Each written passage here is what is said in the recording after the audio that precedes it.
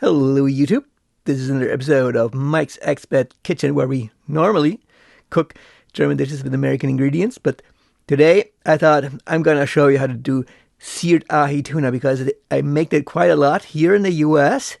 It's easy to get, nice quality ahi tuna, and the recipe is really simple. It doesn't take a lot of time to cook, a little time to marinate, but it's so delicious, and it's a healthy piece of fish served typically with rice or a salad. The ideal dinner, because although it is quite healthy and nutritious, it does not have a lot of fat to it. But the taste is just incredible, and the smell is great too. It's just like entering a Japanese restaurant. It's that first whiff that you get when you pull the curtain aside and enter the place, which is when all the restaurant staff goes "Irashaimase" in unison. It all starts with a nice piece of quality ahi tuna. I would personally only buy fish that you're not going to sear all the way through at an Asian fish store or at Costco, of all places.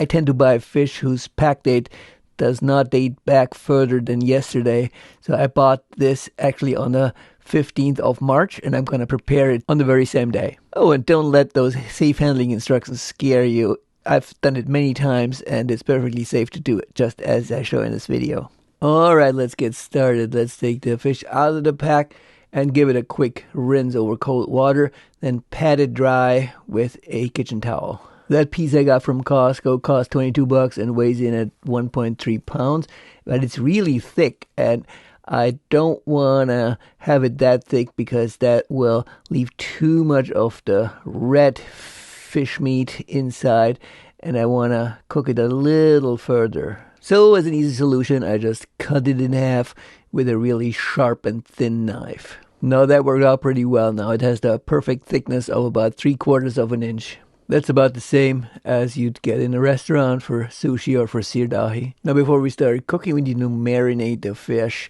so that it gets a typical flavor. Starts with green onions. We need 2 of those. And about a teaspoon of grated ginger. This is the entire root that I'm going to cut a piece off of. Also 2 cloves of garlic and the juice of 1 lime. One absolutely essential ingredient is the toasted sesame oil with the typical umami taste. You really want to buy this kind at a Japanese supermarket. The regular sesame oil won't do it. And lastly, 4 tablespoons of soy sauce. Now let's start cutting those 2 green onions into thin slices. You can cut both the white and the green part.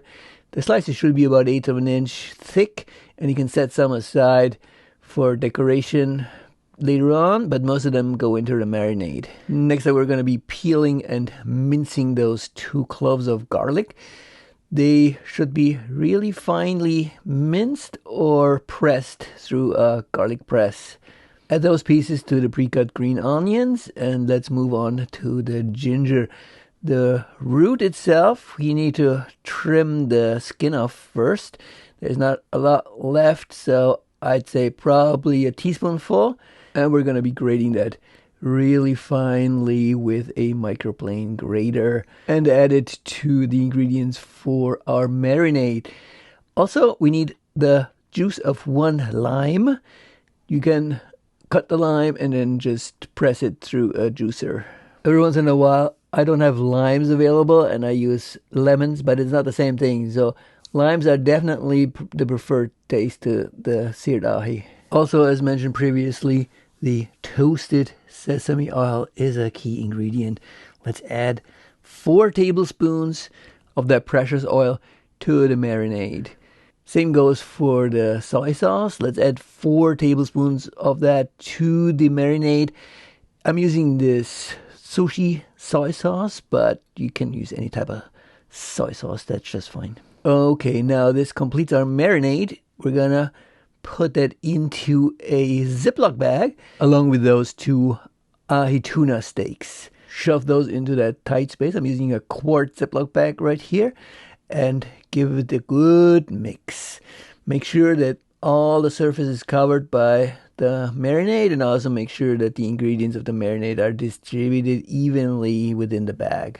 Now for those tuna steaks to take on the aroma of the marinade, we need to put it in the fridge for at least an hour. You can do it longer than that, but not shorter. It's definitely worth taking the time to prepare it up front. That's gonna improve the taste a lot. Well, this is going, twist and turn the bag every once in a while, and also we can prepare the wasabi that we're gonna serve with the tuna steaks. It's not easy to make fresh wasabi, and also the one that comes out of the tube is kind of questionable, so the powder is kind of a compromise, I think. Put the powder into a bowl and add some water, then stir it with a spoon. Obviously, this won't get you restaurant quality wasabi, but it's good enough, I think. Also, we want to serve the ahi tuna over either rice or a salad.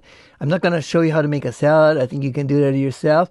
I prefer something that has cucumbers, onions, and tomatoes in it and features a olive oil-based vinaigrette. But of course, Japanese salad dressing is also a fine choice. Now with all of these sides out of the way, and make sure you have them ready because the cooking goes really fast.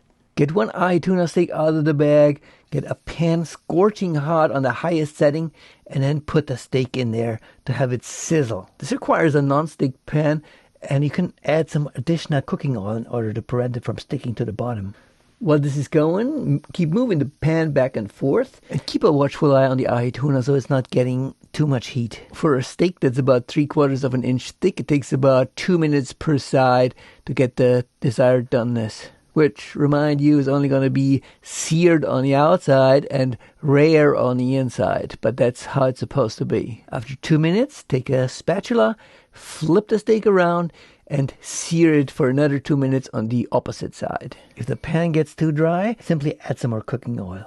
Keep moving the steak around the pan to prevent it from sticking, and after 2 minutes, take it out and onto a cutting board.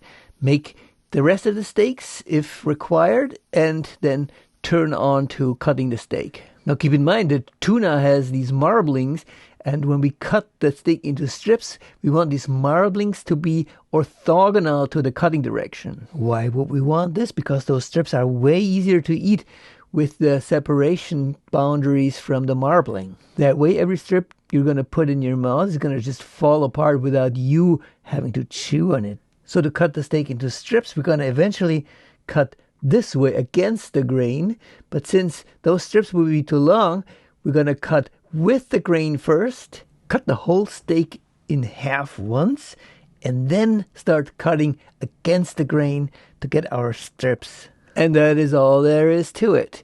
Scoop them up, put them on the salad, and they're ready to be served. And there you have it, a really fancy dinner without too much effort. Serve it with some soy sauce, the wasabi, chopsticks, and a glass of wine. Now, of course, the wine purists among you might say that you shouldn't be drinking red wine with fish, but the seared ahi has so much taste to it that it matches very well with the red wine. And besides that, drinking white wine is just a waste of time in my opinion, but that's my opinion only. Guten Appetit! If you liked the video, please give it a thumbs up. And if you want to see more of these episodes of Mike's Expat Kitchen, consider subscribing to the channel.